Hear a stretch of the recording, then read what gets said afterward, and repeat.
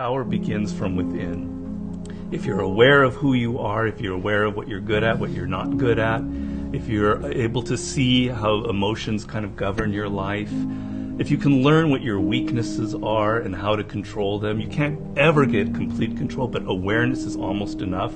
Slowly through this process of knowing who you are and understanding other people and how they operate so you don't make stupid mistakes in life, you can increase that little tiny margin more and more and more, and you will be a person of power. Law number 1 in the 48 Laws of Power is called never outshine the master. And almost every single person in the world has violated that law, myself included. Basically how it works, you're so eager to impress your boss or whomever in your new job that you try so hard that you make him or her feel insecure. Like maybe you're younger and better than they are. And because of that, you're fired, or something bad happens to you, and you never know why. Do you think meditation is allowing you to make more interesting connections because of the quiet? Yes. I mean, I'm not going to go too deeply into this. It's a theory of creativity that's not my own, but that I use a lot in Mastery. And basically, the idea is that ideas are generated in the unconscious. They're not generated consciously. Your conscious mind is very limited what you can hold in your memory. Right. But unconsciously, in your subconscious, when you're asleep, when you're dreaming, the mind is filled with thousands upon thousands of ideas and things that are there, that are lingering there. And connections are being made all of the time. And occasionally those connections float up to your conscious mind, and you have a brilliant idea about how to do something. 1 out of 10 people are like great manipulators. And there just takes one person and they can ruin your life. We were born with this natural talent. Every single person is born with this talent for getting inside the minds of other people. It's something that you're not even aware of. How do they need to conceive of that? To what end are they using that skill to make their own dreams come true? First thing is, you're not aware of this power that you have. You're walking around in life, I'm not critical because I'm the same, sort of sleepwalking. You're inside hearing your own thoughts day in, day out, like a continually, circling loop in your head. And you're not aware of the fact that if you stop that and you look at other people, a world opens up to you. So what's the first component of that world?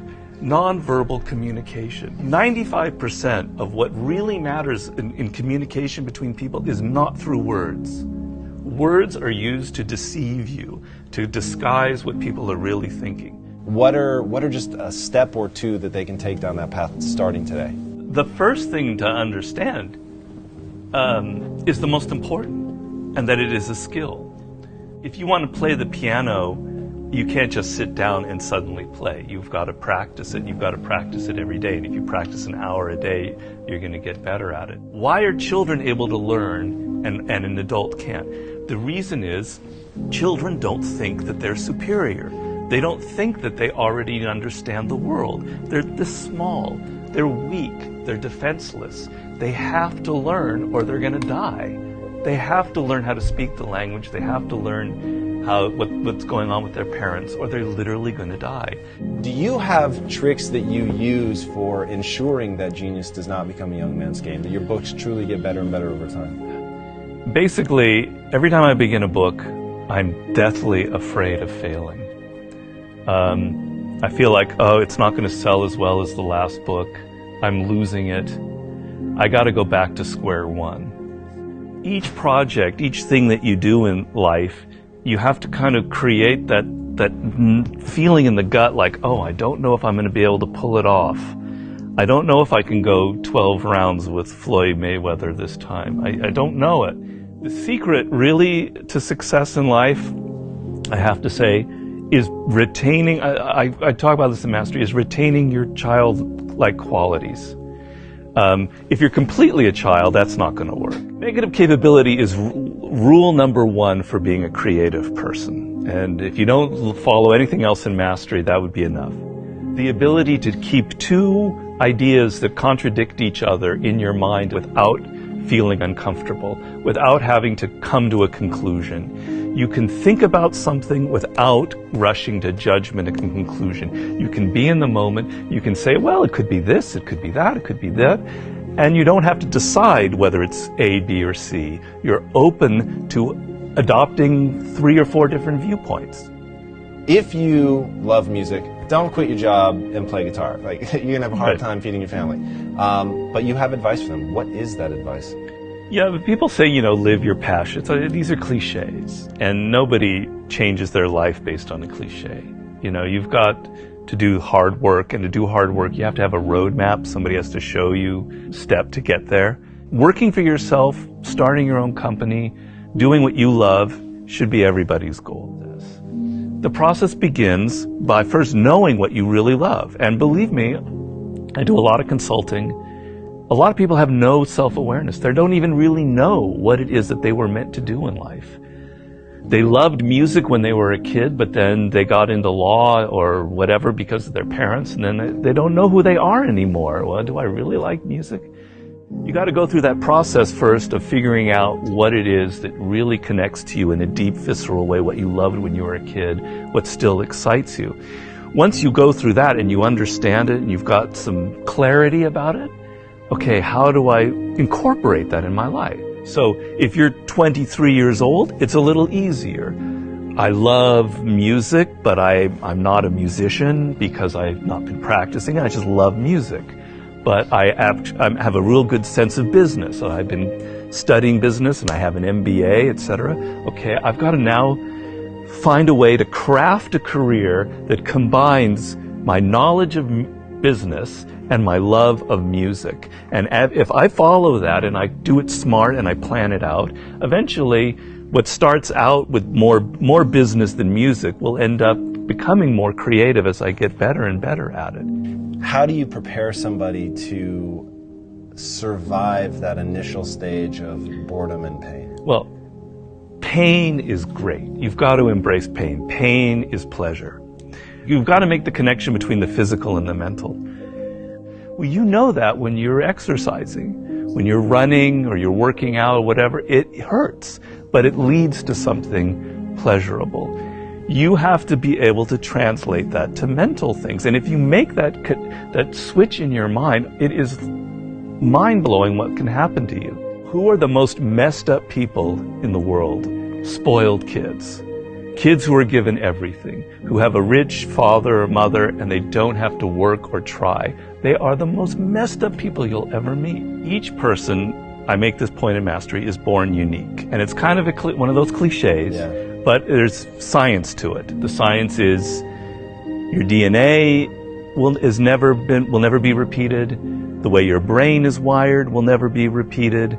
Your experiences in life, you're one of a kind. And it's an amazing thought if you think about it. Of all of the billions of humans that have lived and will ever live, there will never be anybody who is wired like you are wired. And the problem in life is as you get older, you can become more and more like other people. You spend a lot of your time thinking about what other people like, and you're not aware of what you like. You go into careers because you listen to other people. If you look at all of the brilliant people who've succeeded in life, if you look at a Steve Jobs, you look at an Elon Musk, etc., there's nobody else out there like them. You're never going to be able to pinpoint one other person like them. They are completely unique, and those are the people that end up having power in the world. So if you're going to be able to create that website, that blog, that whatever it is, that startup that is different, that has its own niche and reflects you, something good will happen from it. Control people's perceptions of reality and you control them. It's a great military strategy. Comes from the great Colonel Boyd, who invented what's known as the OODA loop.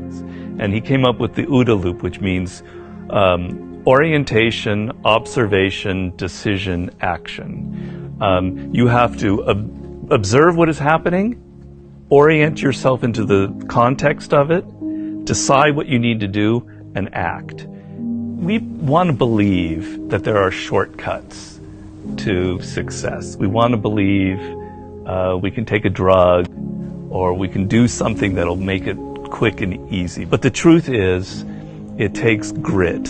It takes persistence. So it's hard to understand what could happen to you in 10 years in a visceral gut way of what it means to have failed in life. And to me, failure in life is not having money. It's not realizing your potential. You're 60 years old and you said, I could have been this, and I never did it. That's like the worst thought I think anybody can have. And you don't think about it in the moment because your life is okay. But you've got to wake up and understand that there's an urgency here. And that if you're not practicing something now, if you're not aware, if you don't have a path towards something better, you're rotting on the vine. And that day of reckoning will come at some point, and it will be painful. You're not going to feel it suddenly. It'll be slow, but it'll come and it won't be good. Just being aware that you now have a plan is enough to lift you out of that depression. Okay, I'm working at Burger King, but I know I'm going to get to this community college and get a degree here after I save enough money.